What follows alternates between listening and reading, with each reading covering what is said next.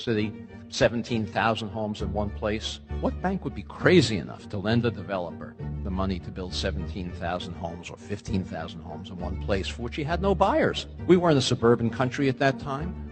People thought the whole idea was lunacy. Who's going to want to live in a single-family home when they can live in the city instead? Any of these developers, the only way they could get the capital to build these giant subdivisions was by going to the Federal Housing Administration, submitting their plans for the development, for approval of the construction materials they were going to use, the architectural design, the layout of the streets in the subdivision, and an explicit commitment not to sell a home to an African American, required by the Federal Housing Administration. The Federal Housing Administration even required, as a condition of these guarantees, developers like Levitt to place a clause in the deed of every home prohibiting resale to African Americans or rental to African Americans. These deeds still exist in these homes today. They're no longer enforced, no longer enforceable, but they're still there. What was the consequence of this? Well, those homes in those days, in all of these suburbs, they sold for $10,000 or less, $8,000, $9,000 a piece. In today's money, that's less than $100,000, probably $90,000. African Americans who were prohibited,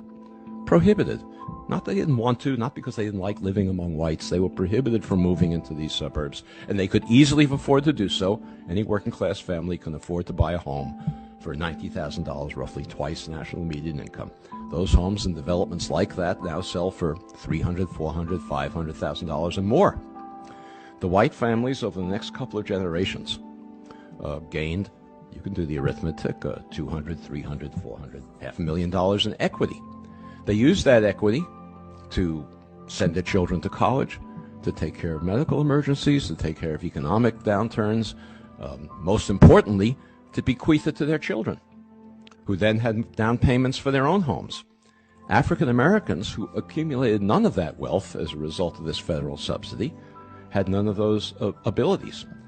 Today, nationwide, African American incomes are on average about 60% of white incomes. African American wealth today is 10% of white wealth. That enormous disparity between a 60% income ratio and a 10% wealth ratio is entirely attributable to unconstitutional federal housing policy practiced in the mid-20th century that has never been remedied.